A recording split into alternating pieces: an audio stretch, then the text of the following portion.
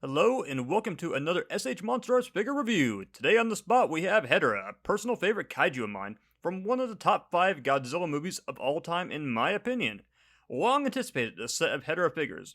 Has it been worth the purchase? Well, let's find out. Alrighty, let's go ahead and dive into this Hedorah figure. This is something I've been highly anticipating for a while. This figure, I want to say it was announced on Black Friday of last year around the time, maybe around Christmas Day. I know it was sometime later in 2021. But we've had a pretty good wait for this figure, and just looking at all the pictures and seeing it online, I've just anticipated it highly. I don't buy a lot of SH Monsterarts figures, but this set right here just drew to me, and I could not wait to bring it home.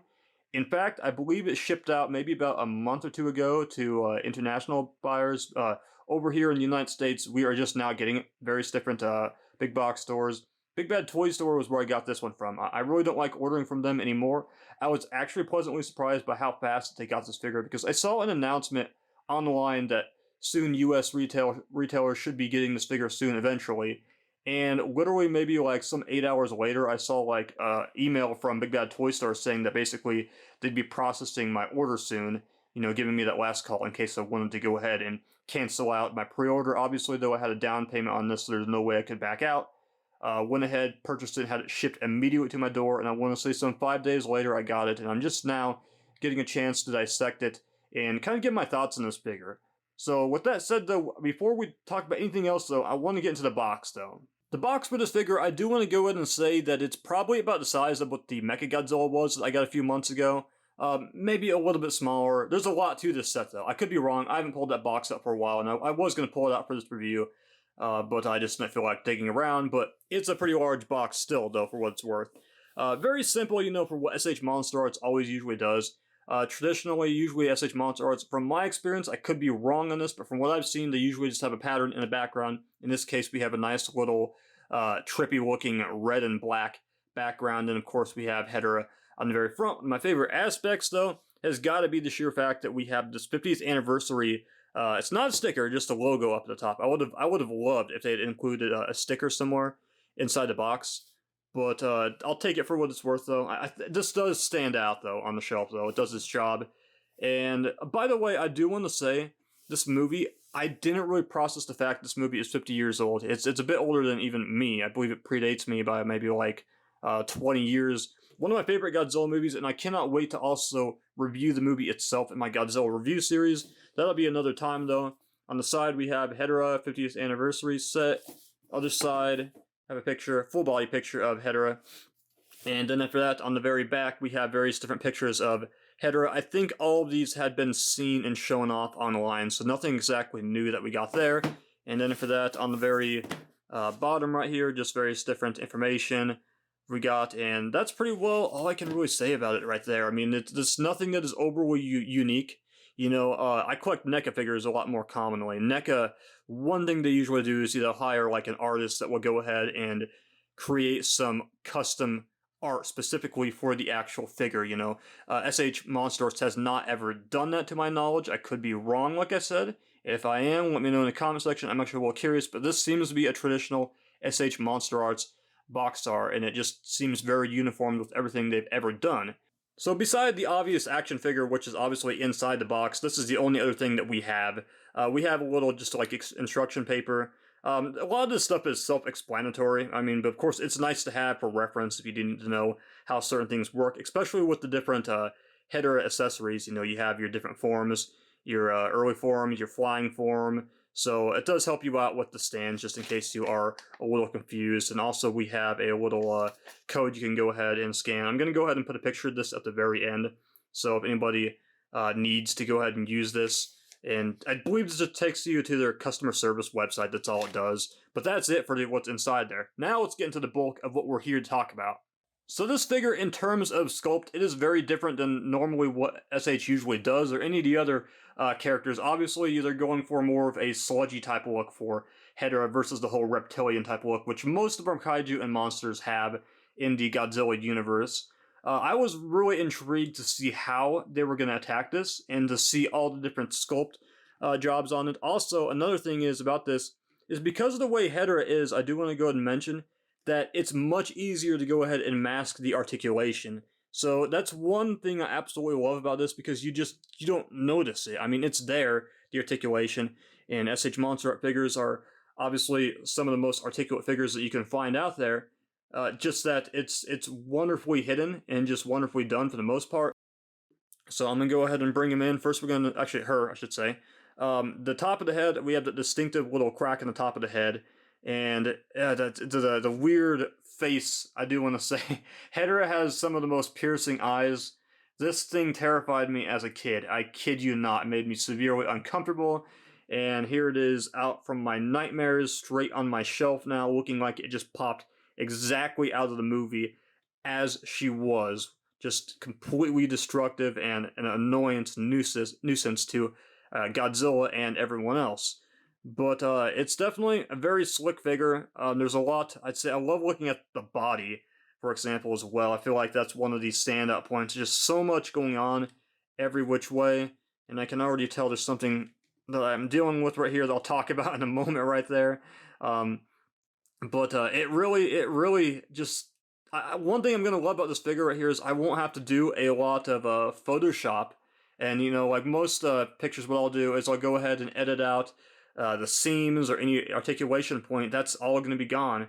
One of the most distinctive parts I always found about Hedorah is just this weird looking bloated looking back that she has going on. And it just... this is just absolutely unique. Go down to the tail. It's... You know, the bottom of it right here. And you got this texture right here you would have never ever seen in the movie, obviously, right here. But it's all captured. It's all captured even underneath the arms right there. This is an area right here that actually I'm looking at for the first time. See if we can get that in focus right there. And that's probably good enough right there. As you saw, there was a part that went ahead and just popped right off. And I suppose that means it's time to talk about the articulation. And the articulation for this figure... So... it does have its articulation. Like I said, it is very masked. But the thing is about it, though, it is hindered, though. So you have your head that kind of rotates, and I don't know if you can get this all the way around. I feel like if I play too much around this, it's going to end up popping on off. But the good thing is, these I can just get back on easily. And this, let's go into the legs real quick, since this has already popped off real quick. So this thing right here, I can easily just pop it back into the joint. It's just a little ball joint that just goes right into it. But it does restrict the leg, so if you want to go ahead and move the leg around a little bit more, you're going to have to take that part off. I don't know about you guys, but I feel like if I wanted to articulate it and maybe get that leg just a little bit more, I could probably get away with going ahead and just having that off. I mean, it is noticeable for, you know, what it is, but still, though, no matter what, this is probably going to pop off. This could be just mine individually that's just having the issue. So I wanted to go ahead and turn it to the side. So we do have this little cut right here. And if you notice, it kind of just goes right around here. So there's really not a lot of range that you can exactly get out of it. I mean, literally this little rock right here is all I'm getting out of it. So, and it kind of takes the entire upper body with it, the upper torso. So that's something you're going to have it in this slouched position kind of for the most part. I mean, there's really nothing you can do about it though. And then for that, you have the arms. Let's see how high we can get them up. And that's probably about it right there. That's probably it. You're not getting much out of it, though. All the way down, we are losing more. We are losing more. I'm going to go ahead and do this and keep going with it because of the fact that I want to show you its articulation. Under normal circumstance, I probably would not be doing this right here. But our leg, yeah, if we want to get more range out of it, like I said earlier, you got to go ahead and take some of those parts off. And really, though, under normal circumstances, you're not getting anywhere. And it does appear to be up at the top of the leg. And then for that, we have this right here, which kind of spins around right there. I didn't even notice that right there. I wasn't even aware of that. Tail just kind of wags on around up and down. And there seems to be 1 cut, 2 cut, and 3 cut, and 4 cut. So there's not a lot right there. It's very stiff. It's very stiff all the way around right there. And I actually feel like without these parts on right here, this figure is very loose, like more than I figured and more than I was even aware of. But that's pretty well it right there. I mean, it has like some bad articulation. Like I said, I can't help but praise the fact that it's masked. but the articulation is just really bad on it, though. This is probably the best they could do. I feel like there's a certain few sacrifices you got to make, especially when you're aiming at the sculpt and the paint job. For the most part, there's probably going to be a few sacrifices that are going to be made along the way. And obviously, this probably was a difficult figure to tackle in the first place, but I'm satisfied with it as far as sculpt-wise. And if you notice right there, it's kind of slouching forward, so it seems like it is a little top-heavy on the top. And I'll go ahead and weigh it in a moment. I do want to see how this weighs in. And first of all, though, let's go ahead and go back to like this back part right here. This is probably the most distinctive part of it that uses like this weird looking red and green and yellow. It's got the everywhere. Even a few. It feels like it could be just me. I know just lighting right here, but it seems like it has a little bit of sparkles going on. And then at the top, we kind of have this yellow going on right there.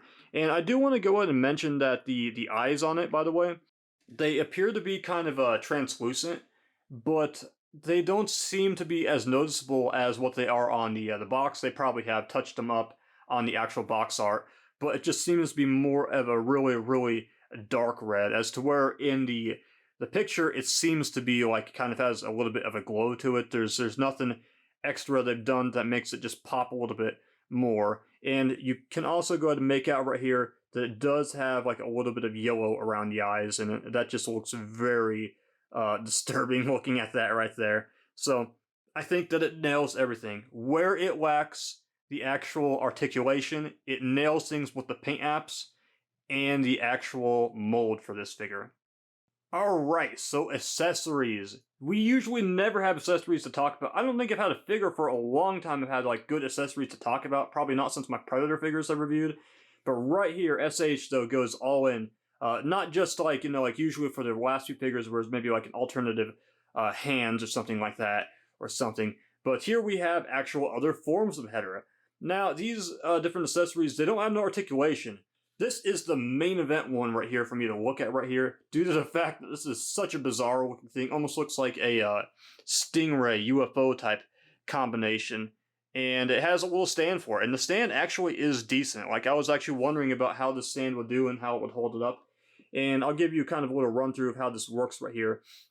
But you go ahead and just attach the main the beam part to the bottom, and the actual part that is actually kind of like fitted for Hedorah. It's not one of those one things or like a NECA figure, where they'll have a stand, possibly if they ever include one, where it's one of those one things that works for multiple figures. But this specifically is created for Hedorah, and you just go ahead and you slide it in right there, and it rests.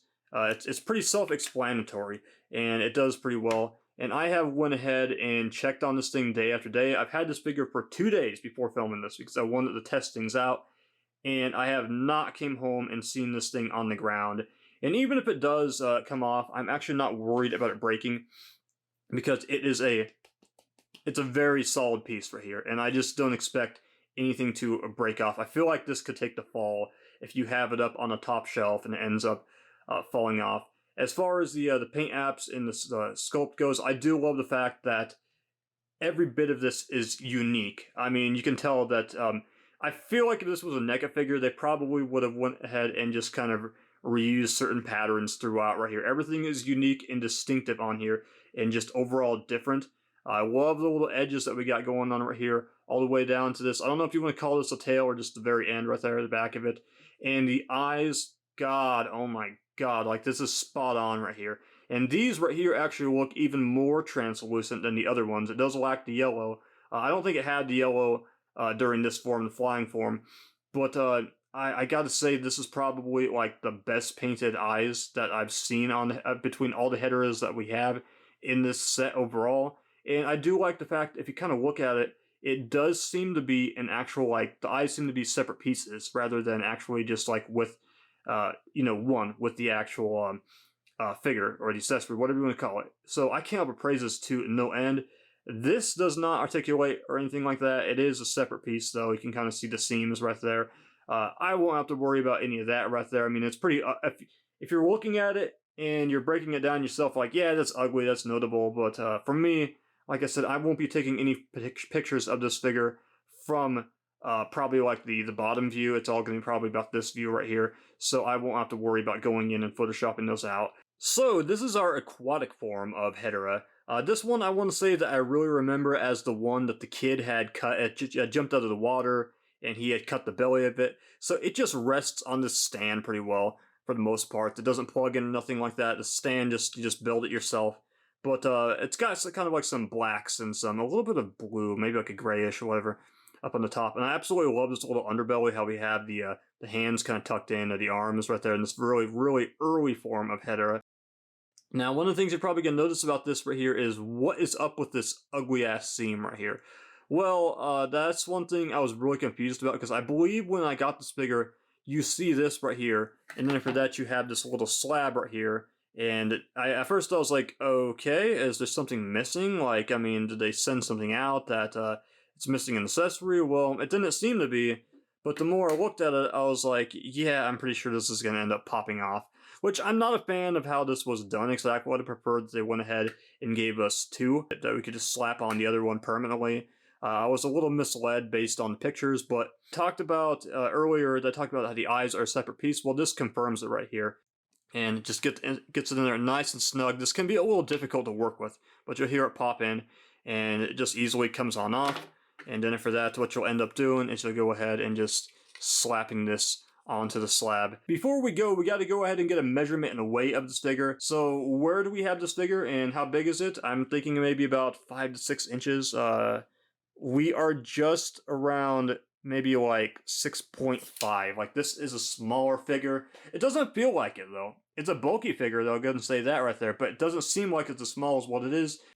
And for the weight of this figure, we are just a little bit over a pound actually on this right here. So yeah, this is a bit heavier than any figure I've actually had to weigh as far as I've been doing this right here. And so we'll go ahead and also throw on the actual flying form.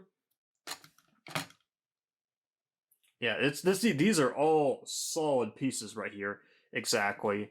And I'll just go ahead and do the final little accessory that we obviously won't have much for our aquatic form. Honest final thoughts about this figure. So I feel like I got my money's worth for $200 to $170. I can't remember exactly what I paid. I think it was about $200 that I spent in total, and then for that it was maybe about like $20 extra in shipping and handling. If you are somebody that hasn't purchased this and you are really considering it, I do want to go ahead and warn you.